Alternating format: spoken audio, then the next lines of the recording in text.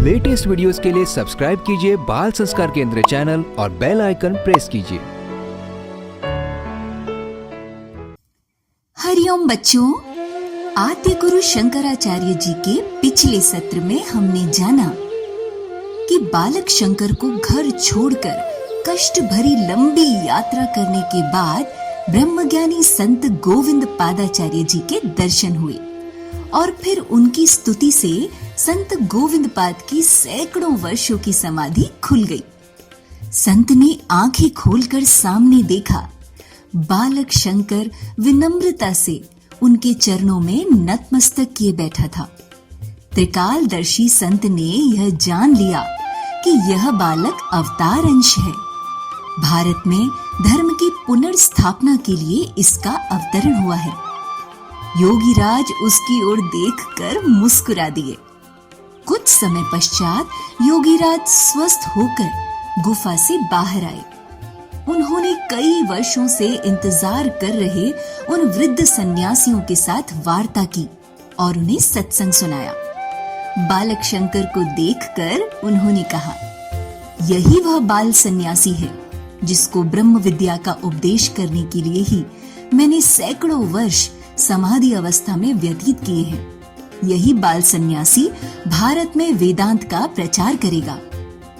उन्होंने प्यार से शंकर के सिर पर हाथ फेरते हुए कहा, बालक, तुझे कैसे ज्ञात हुआ कि मैं तेरी ही प्रतीक्षा कर रहा था?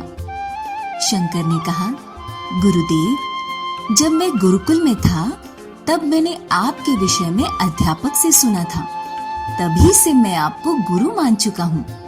अब मुझे अपना शिष्य बना लीजिए और वेदांत की दीक्षा दीजिए। संत ने कहा, पुत्र, वेदांत अति प्राचीन है। सबसे पहले महर्षि वेद व्यास जी ने ब्रह्म सूत्र की रचना की। फिर उन्होंने अपने शिष्य पुत्र शुकदेव को वेदांत की शिक्षा दी। शुकदेव से उनके शिष्य गौड़ पादाचार्य जी को यह ज्ञान हुआ। गौड़ पादाचार्य जी मेरे गुरु हैं। उनसे मुझे यह ज्ञान प्राप्त हुआ और यही ज्ञान की दीक्षा मैं तुम्हें दूंगा। योगीराज ने बालक शंकर और उन सभी वृद्ध सन्यासियों को अपना शिष्य बना लिया। फिर दूर दूर से दर्शन करने के लिए आए हुए लोगों को उन्होंने सत्संग का अमृत पिलाया। ओमकारनाथ एक बड़ा तीर्थ बन गया था। ईश कृपा बिन गुरु नहीं, गुरु बिना नहीं ज्ञान, ज्ञान बिना आत्मा नहीं, गावहि वेद पुराण।